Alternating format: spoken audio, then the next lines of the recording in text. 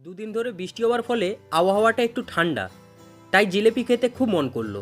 তাছাড়া সামনেই তো হোলি। হোলি উপলক্ষে এবছর আপনারা এরকম জিলেপি বাড়িতেই বানিয়ে নিতে পারেন। ওপরটা একদম ক্রিস্পি আর ভেতরটা একদম জুসি। রেসিপিটি শেষ পর্যন্ত দেখবেন, কারণ ভিডিও শেষে আমি এমন কিছু গোপন টিপস বলেছি যেগুলো মেনে চললে আপনার জিলেপিও একদম দোকানের মতোই হবে। তাহলে চলুন রেসিপিটি শুরু করি। তো সবার প্রথমে আমাদের চিনি সিরাটা তৈরি করে নিতে হবে। তার জন্য এইরকম একটা পাত্র নিয়ে নিয়েছি। অবশ্যই একটু গভীর দেখে নিয়ে নেবেন, কেন সেটা একটু পরেই বলছি। তো এখানে দিয়ে দিচ্ছি 1.5 বাটি চিনি, আর এই 1.5 বাটি চিনির পরিবর্তে আমি দিয়ে দিলাম 1 বাটি জল, আর ফ্লেভারের জন্য 3টে এলাচ ফাটিয়ে দিয়ে দিলাম। এবার জাল দিয়ে চিনিটাকে গলিয়ে নেব। অনেকেই ভাবে জিলেপি শিরাটা একদম তারের মতো করতে হবে, আসলে তেমন কিছুই না। চিনিটা শুধু গলে গেলেই হবে, শুধু মেজারমেন্টটা ঠিক রাখতে হবে। এবার এই শিরার মধ্যে আমি দিয়ে দেব সামান্য একটু ভিনিগার, যাতে শিরাটা পরে জমে না যায়। ভিনিগার না থাকলে আপনারা লেবুর রসও দিতে পারেন। সাথে দিয়ে দিলাম অরেঞ্জ ফুড কালার। এটা পুরোপুরি অপশনাল, বাড়িতে বানালে এটা না দেওয়াই ভালো। আমি শুধু দেখানোর জন্য এখানে ব্যবহার করলাম। তারপর সব কিছু খুব ভালো করে মিশিয়ে গ্যাসটা অফ করে দিলাম। এইবার হলো আসল কাজ, জিলেপির ব্যাটার তৈরি করা। তো এর জন্য 1 বাটি ময়দা আমি ছাঁকনিতে দিয়ে চেলে নিলাম। আর কেন চেলে নিচ্ছি সেটা দেওয়ার পরেই বলছি, তবে তার আগে আমি বলে দিই, জিলেপি সবসময় ময়দা দিয়ে বানাবেন, এতে রেজাল্ট কিন্তু খুব ভালো আসবে। সাথে জিলেপিটা একটু মুচমুচে করার জন্য অল্প একটু চালের গুঁড়ো দিয়ে দিলাম।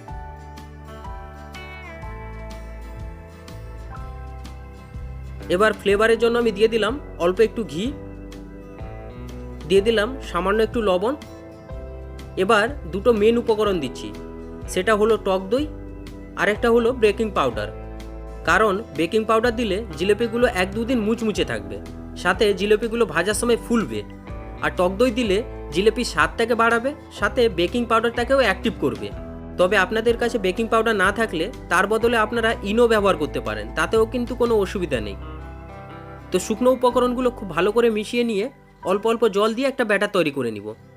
আচ্ছা, এবার বলি ময়দা আর চালের গুঁড়ো কেন চেলে নিচ্ছি। আসলে এইগুলো না চাললে অনেক সময় ব্যাটারের মধ্যে লাম্পস থেকে যায়, তাই অবশ্যই এগুলো চেলে ব্যবহার করবেন।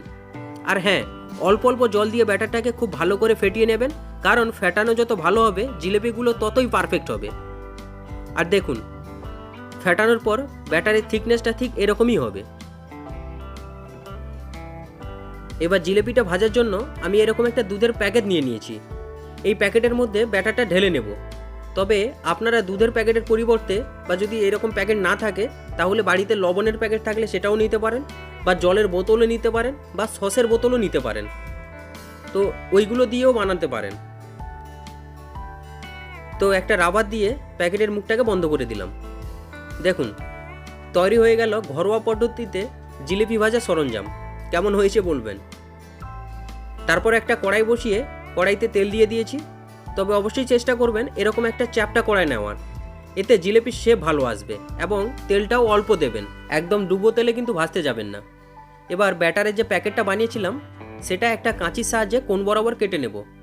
আর বন্ধুরা, ভুলেও কিন্তু বেশি কাটতে যাবেন না, তাহলে হয়তো আবারও একটা পলিথিন আপনাদের খুঁজতে হবে। তো যাই হোক, কাটা হয়ে গেলে পেঁয়াজ দিয়ে দিয়ে জিলেপিগুলো ভেজে নেব। তবে এখানেও একটা ছোট্ট টিপস বলে দিই, তেল কখনো একদম বেশি দিতে রাখবেন না। পুরো জিলেপিগুলো ভাজা হবে মিডিয়াম টু হাই ফ্লেমে। তো জিলেপিগুলো দেওয়ার পর আস্তে আস্তে উল্টে পাল্টে দুই দিকটা ভেজে নেব। তবে বেশি ভাজারও কিন্তু দরকার নেই, 3 থেকে 4 মিনিট ভাজলেই হয়ে যাবে। এবার তেল থেকে সরাসরি তুলে একদম গরম অবস্থায় চিনি শিরার মধ্যে দিয়ে 1 মিনিট ডুবিয়ে রাখবো। আচ্ছা, এখানেও একটা ছোট্ট টিপস বলে দিই, জিলেপি সবসময় গরম অবস্থায় শিরার মধ্যে দিতে হবে।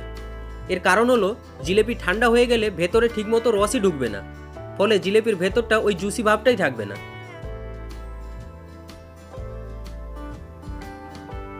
এবার দেখুন, দেখে বুঝতে পারছেন যেটা বাড়িতে বানানো কত সুন্দর কালার এসছে। দেখুন,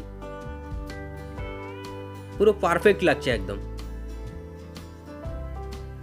ঠিক একইভাবে আবারও জিলেপিগুলো আমি কিন্তু ভেজে নেব। তবে আপনি কোথায় যাচ্ছেন? এখনও সবথেকে গুরুত্বপূর্ণ টিপসগুলো আমি কিন্তু বলিনি, যেগুলো একটু পরেই বলবো। তো জিলেপিগুলো দিয়ে আবার উল্টে পাল্টে ভেজে নিচ্ছি। তারপর জিলিপিগুলোকে তুলে আবারও সরাসরি শিরার মধ্যে দিয়ে দিলাম। আসলে এই কারণে আমি গভীর দেখে একটা পাত্র নিতে বলছিলাম, কারণ জিলিপিগুলো কিন্তু পরপর রস পুরোটাই টেনে নেবে, আর জিলিপি না ডুবোলে জিলিপির ভেতরে আবার রসই ঢুকবে না। আসলে কি বলুন তো, জিলিপি বানানো খুবই সোজা, শুধু কিছু কিছু টিপস মাথায় থাকলে আপনার জিলিপিও একদম দোকানের মতো হবে। আর যারা জিলিপি বানাতে ভয় করেন, আমি ভিডিও শেষে এমন কিছু টিপস বলে রেখেছি যেগুলো ফলো করলে আপনার জিলিপিও একদম পারফেক্ট হবে। এবার দেখুন এক বাটি ময়দায় কতটা জিলিপি হয়েছে। আর সত্যি কথা বলতে আমি বানাতে বানাতে কিন্তু 2-3টে খেয়েও ফেলেছিলাম। হ্যাঁ, না হলে প্রায় 1 কেজির কাছাকাছি হয়ে গেছিলো। মানে এক বাটি ময়দায় প্রায় 1 কেজি হয়ে গেছে।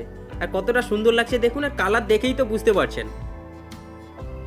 তো যাই হোক, এবার একটা ভেঙে দেখাচ্ছি কেমন হয়েছে। দেখুন কত সুন্দর লাগছে। এবার ভাঙছি, দেখুন, এই দেখুন। আর ভেতরে দেখুন পুরো জুসি, ভেতরটা দেখুন, এই দেখুন যেরকম কালার হয়েছে সেরকম মুচমুচে আর সেরকম জুসি। এবার একটু খেয়ে বলি কেমন হয়েছে। দেখুন এটাও ভাঙছি আমি, এই দেখুন সমস্ত জিলিপিগুলো কিন্তু একদম পারফেক্ট হয়েছে। এবার একটু খেয়ে বলি।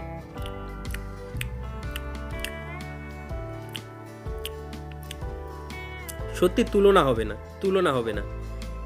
একটাই কথা বলবো, যে সকল টিপসগুলো আমি বলবো সেগুলো পুরোপুরি ফলো করুন, দেখবেন আপনার জিলিপিও একদম দোকানের মতো হবে।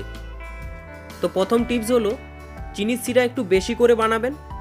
সেকেন্ড টিপস হলো ময়দা সবসময় চেলে ব্যবহার করবেন। 3 নম্বর টিপস হলো ব্যাটারটা একদম পাতলা করবেন না, দরকার পড়লে অল্প অল্প করে জল দেবেন। 4 নম্বর হলো ভাজার জন্য চ্যাপটা দেখে একটা কড়াই নেবেন। 5 নম্বর হলো একদম ডুবো তেলে ভাজবেন না জিলিপিগুলো। আর 6 নম্বর হলো গরম অবস্থায় জিলিপিগুলো শিরায় দিয়ে দিবেন, তাহলে জিলিপিটা একদম জুসি হবে। ব্যাস এইগুলো ফলো করুন, তাহলে আপনার জিলিপিটা একদম পারফেক্ট হবে। তাহলে আজকের এই রেসিপিটা আপনাদের কেমন লাগলো অবশ্যই কিন্তু আমাকে কমেন্ট করে জানাবেন। আর ভালো লাগলে লাইক, কমেন্ট এবং শেয়ার করবেন, এবং বন্ধুবান্ধবকে দেখার সুযোগ করে দেবেন।